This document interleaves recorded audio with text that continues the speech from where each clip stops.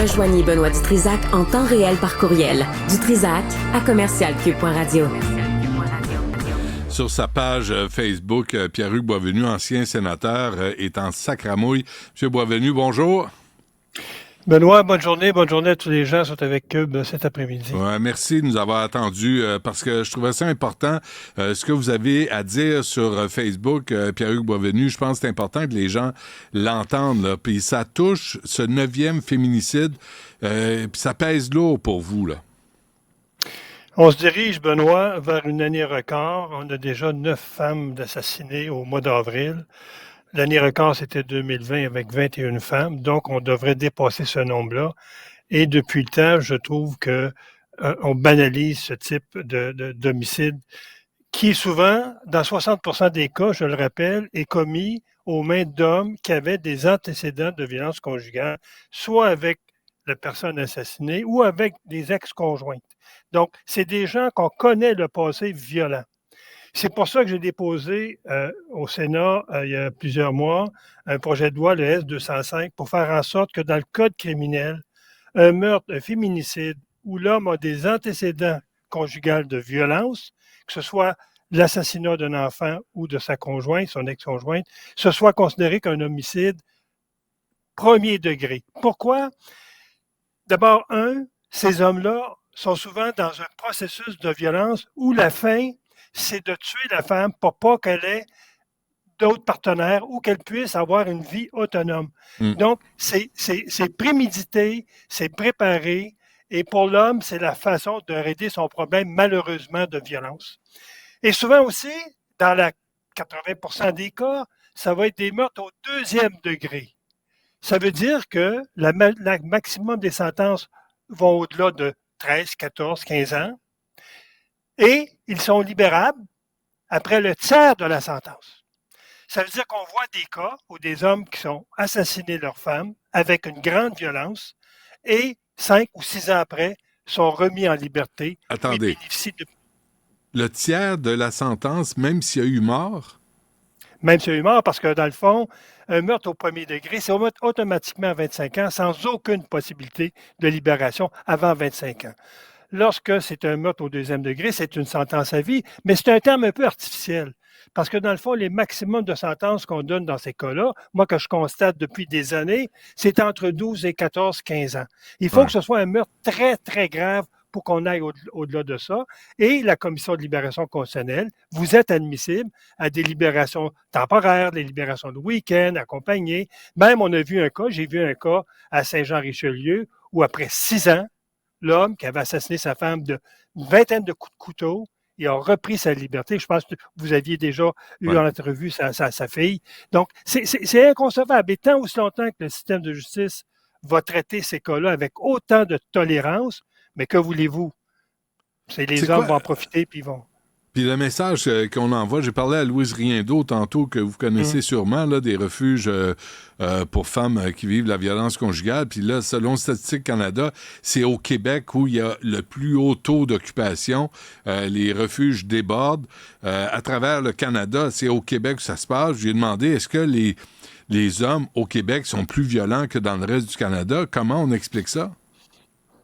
On l'explique parce qu'au Québec, on n'a presque pas de service de thérapie pour ces hommes-là si on se compare à l'Ontario, où il y a à peu près 6 fois plus de places pour les hommes violents en Ontario pour aller en thérapie fermée pendant 1 mois, 2 mois, 3 mois. Ces services-là au Québec, c'est un grain de sable par rapport au nombre d'hommes violents. Et voilà tout le problème, Benoît, c'est qu'on continue à investir sur la conséquence de la violence qui sont les femmes violentées. On les cache. On les sort de chez eux. Et l'homme, il reste dans son petit train-train quotidien. On ne l'oblige pas à aller chercher une thérapie.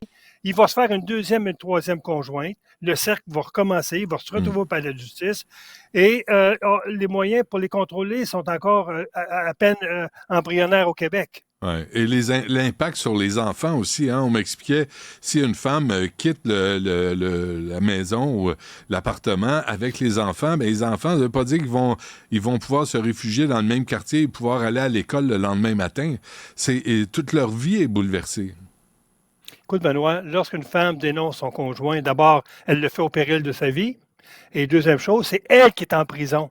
parce que le conjoint reprenant sa liberté avec une ordonnance, un 810, de ne pas se rapprocher des victimes, dans 50% des cas, les ex-conjoints ne respectent pas les conditions et le code criminel, il est comme très, très, je dirais, tolérant sur des privilèges qu'on donne à ces gens-là de dire, OK, tu n'auras pas de procès, tu n'iras pas en prison, mais approche-toi pas des victimes pendant 2 ans, un exemple. Il va, dans 50% des cas, les hommes ne respectent pas leurs conditions et il n'y a pas de conséquences. Donc, c'est tout le système du code criminel, le système de justice qu'il faut revoir au niveau de cette pandémie, parce que je te rappelle qu'au Québec, juste l'an dernier, il y a eu tout près de 60 000 signalements, il y a eu tout près de 3 000 tentatives de meurtre. Là, on parle des femmes assassinées, mais le nombre de femmes qu'on sauve, in extremis, le nombre est effarant. Donc, c'est une pandémie et il faut traiter les féminicides comme une pandémie. Ça prend des conditions vraiment musclées dans le code criminel. 2-3 affaires avant qu'on se quitte, Pierre-Hugues Boisvenu.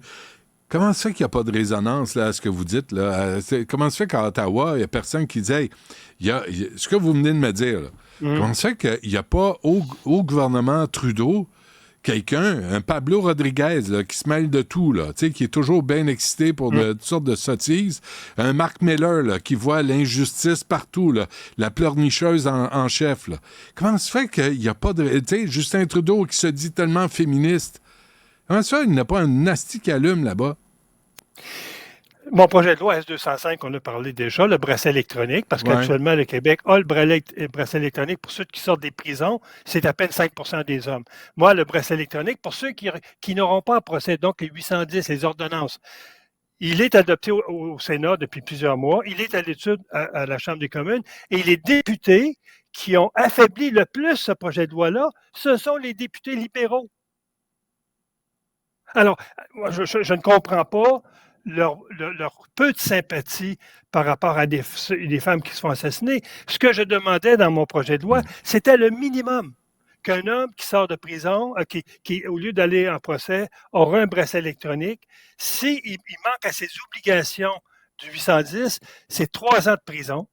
Parce que moi, je pense que lorsque la justice vous donne des privilèges, vous avez l'obligation de les respecter à la lettre. Ouais. Si vous ne les respectez pas, moi, à mon avis, la conséquence doit être sérieuse. Sinon, ce qu'on lance comme message aux hommes, tu le dis, écoutez, tuez votre femme, dans 5 ans, vous allez reprendre votre liberté. Oui. Juste une réaction, Pierre-Hugues Boisvenu, sur ce type-là qui a essayé de tuer sa femme à coups de 2 par 4. Il a plaidé coupable à une accusation de voie de fait grave. Mais il a essayé de la tuer à coups de 2 par 4. Il y a des photos de cette femme-là, elle est marquée partout. Est-ce qu'on prend ça au sérieux? Là? Est-ce qu'on niaise encore? Ça, c'est l'autre problème dans le système de justice au Québec, où on manque de procureurs de la Couronne, où les procureurs de la Couronne ont le double de charges si on se compare à l'Ontario. Donc, on préfère un plaidoyer de culpabilité pour réduire les accusations, pour que le dossier se règle rapidement. Donc, un homme, la plupart des familles me disent, lorsque la conjointe est assassinée ou la mère, on me dit toujours, les policiers ont toutes les preuves pour un meurtre au premier degré, mais lorsqu'ils arrivent devant l'accusé et l'avocat de la Couronne, ben, on tente d'avoir plutôt un plaidoyer de culpabilité. Puis pour que le gars plaide coupable, on abaisse la barre. Tu vois un peu le cercle vicieux là-dedans. Avant qu'on se quitte, une réaction à la mort d'O.J. Simpson, à 76 ans, quand même, qu'il incarne le roi de la violence conjugale là, et qui s'en est tiré. Bon débarras. Parfait. Pierre-Hugues Boisvenu. Toutes mes sympathies à la famille de Candiac, qui est tout près de chez nous, comme tu le sais. Ben oui. Toutes les sympathies à la famille et aux collègues qui sont encore sous le choc. Parfait. On va sûrement se reparler. Merci. Portez-vous bien. C'est un plaisir.